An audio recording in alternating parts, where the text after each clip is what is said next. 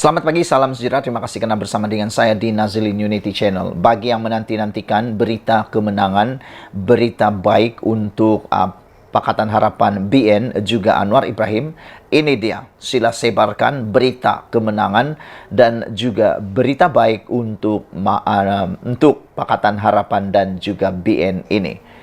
Dinyatakan hari ini bahawa melalui penganalisis, bukan saya semata-mata, penganalisis yang hebat-hebat mengatakan PH dan BN dijangka akan kekal menguasai Pulau Pinang, Selangor dan Negeri Sembilan. Bahkan ada juga penganalisis yang mengatakan bahawa mungkin Kerajaan Perikatan Nasional ataupun mungkin Pakatan Perikatan Nasional melalui PAS sahaja yang akan dapat mengekalkan sebuah negeri, iaitu Kelantan.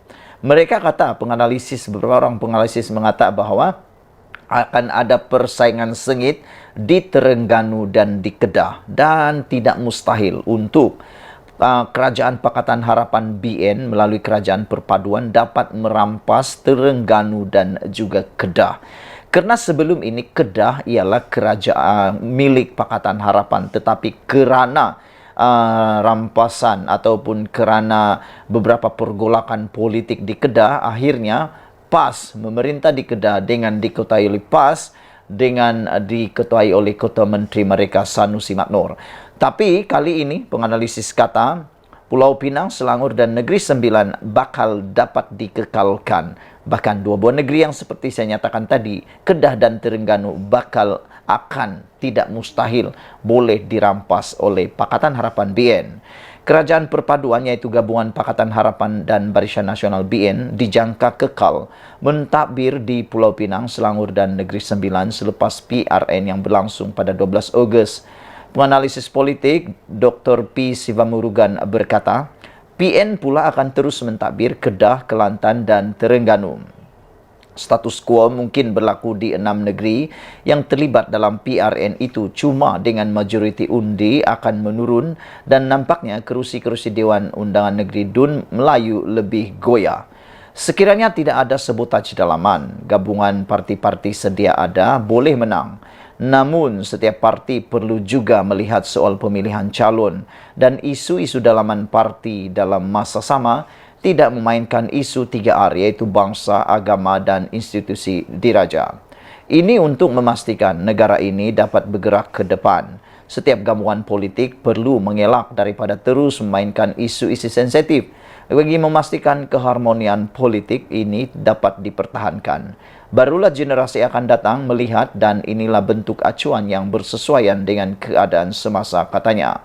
Beliau berkata demikian kepada pemberita selepas menyampaikan sarahan umum pelantikan profesor bertajuk Persetujuan dan Percanggahan dalam Arena Politik Malaysia di Universiti Sains Malaysia. Sementara itu, Sivamurugan berkata gabungan Kerajaan Pakatan Harapan dan Barisan Nasional Kerajaan Perpaduan perlu memberi penerangan kepada pengundi pada masa ini yang berada dalam kekeliruan kerana dua parti tersebut bergabung secara tiba-tiba selepas PRU 15. Beliau berkata penjelasan itu penting bagi memaklumkan sebab kerjasama itu dibentuk dan itu sebenarnya untuk kestabilan politik, kerajaan yang lebih ampuh dan kukuh serta kerajaan yang stabil bagi mentadbir negara.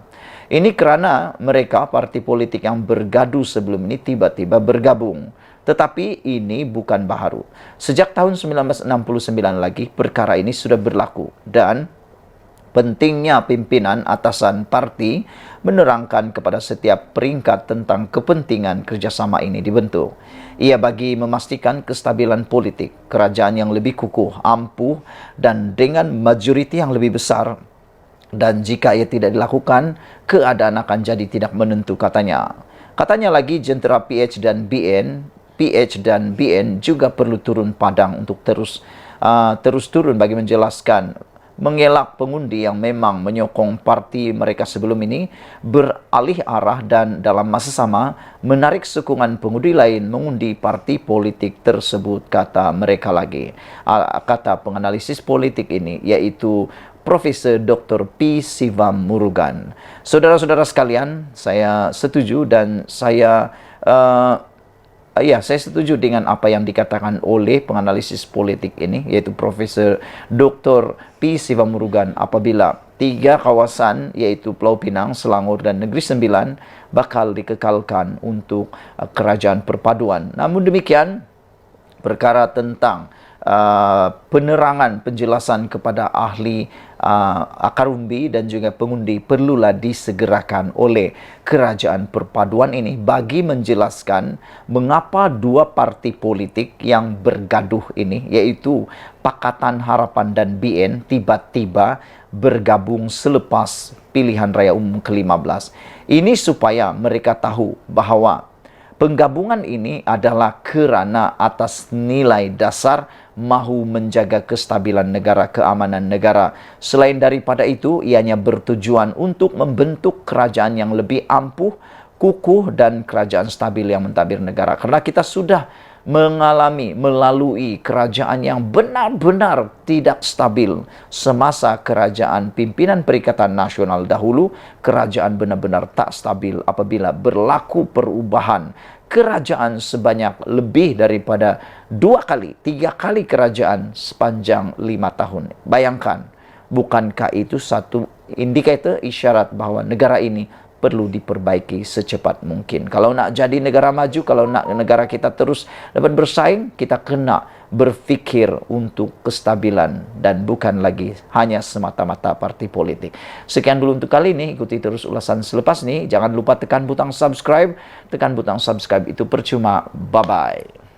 Selamat pagi, salam sejahtera. Terima kasih kerana bersama dengan saya di Nazilin Unity Channel. Ini pengakuan daripada Mahathir sendiri yang menggemparkan seluruh rakyat Malaysia, terutamanya Muhyiddin Yassin, Anwar Ibrahim, dan lebih penting lagi, Syed Saddiq Syed Abdul Rahman sebagai Presiden Parti Muda.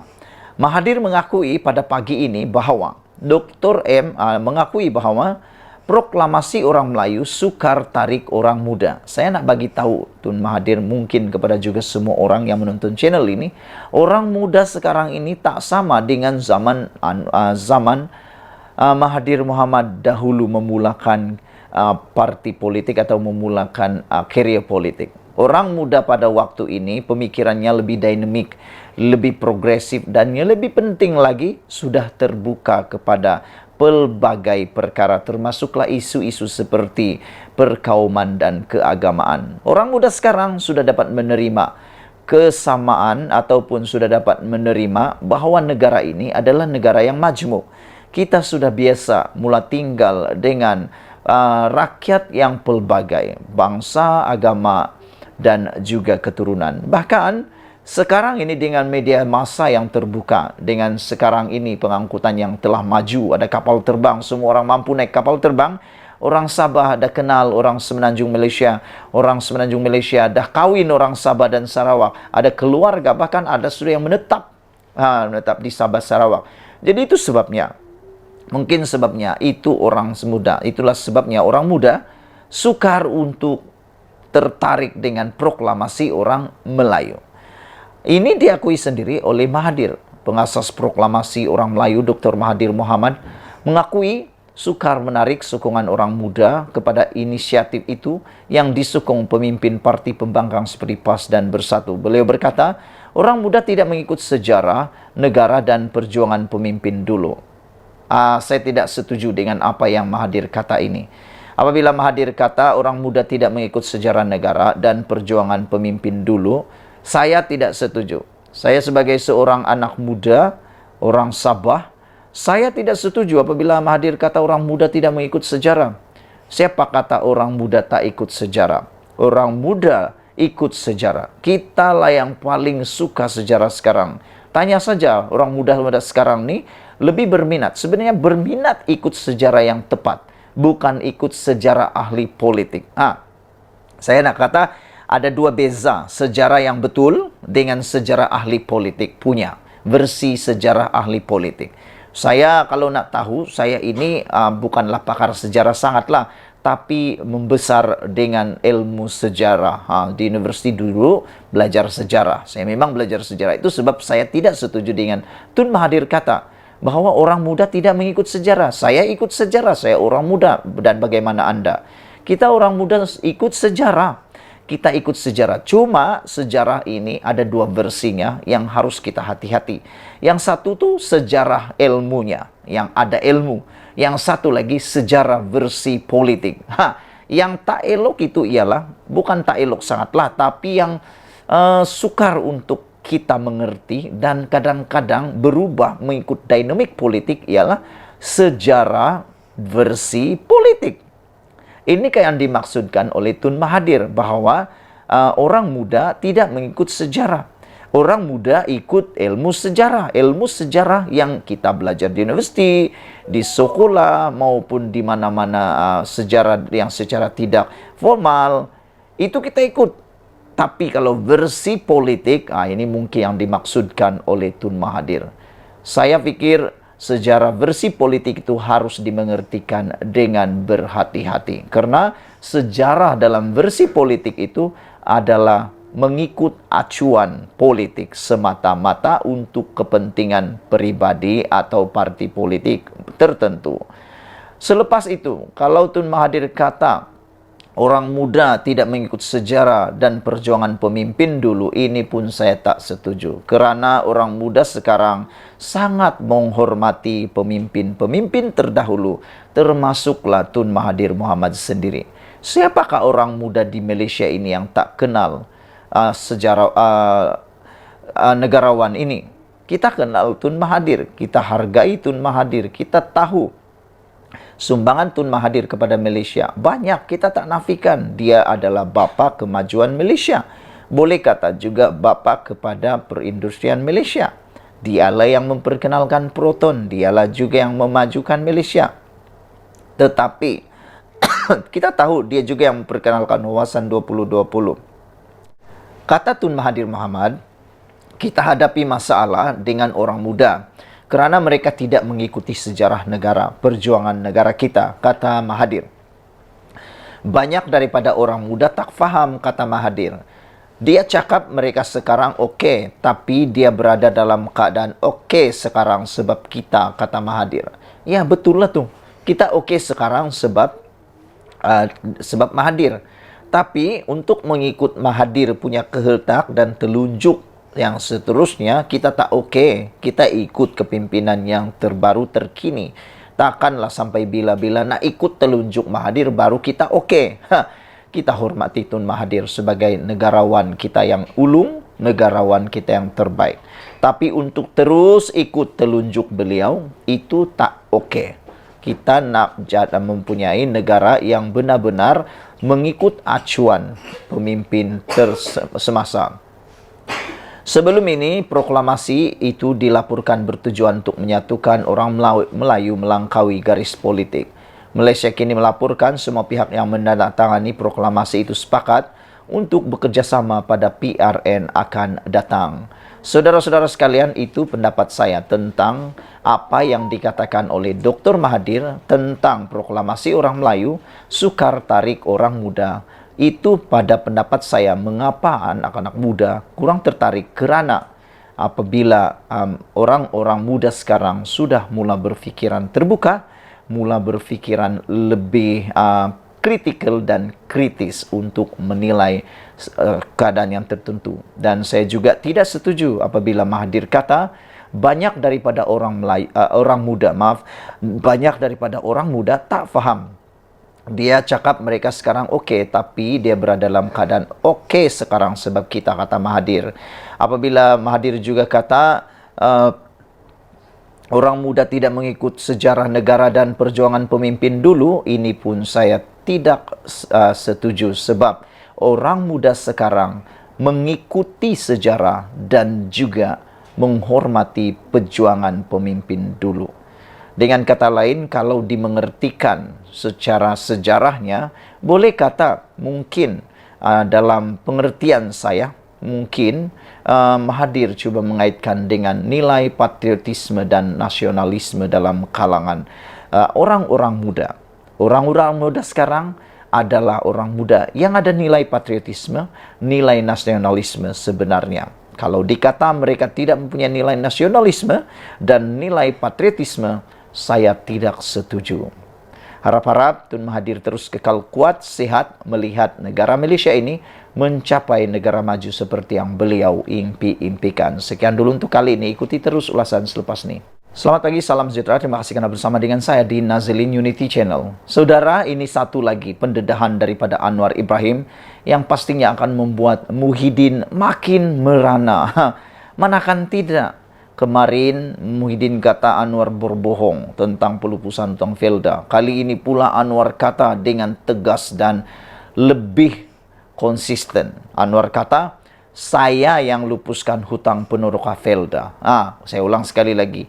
Saya yang lupuskan hutang Ponoroka Felda, kata Anwar Ibrahim. Bukan Muhyiddin.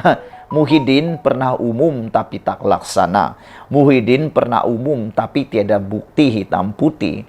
Muhyiddin pernah umum, tapi tak pernah diumumkan dalam belanjawan. Itu semua bukti bahwa Anwar Ibrahim tidak berbohong. Saya ulang sekali lagi, Anda share video ini semua supaya semua orang tahu.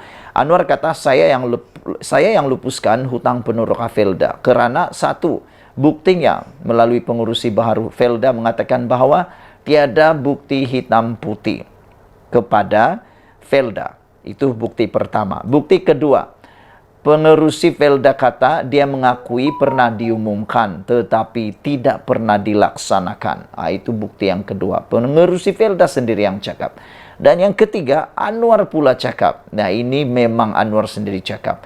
Yaitu pernah diumum tapi tak pernah dibentang dalam belanjawan.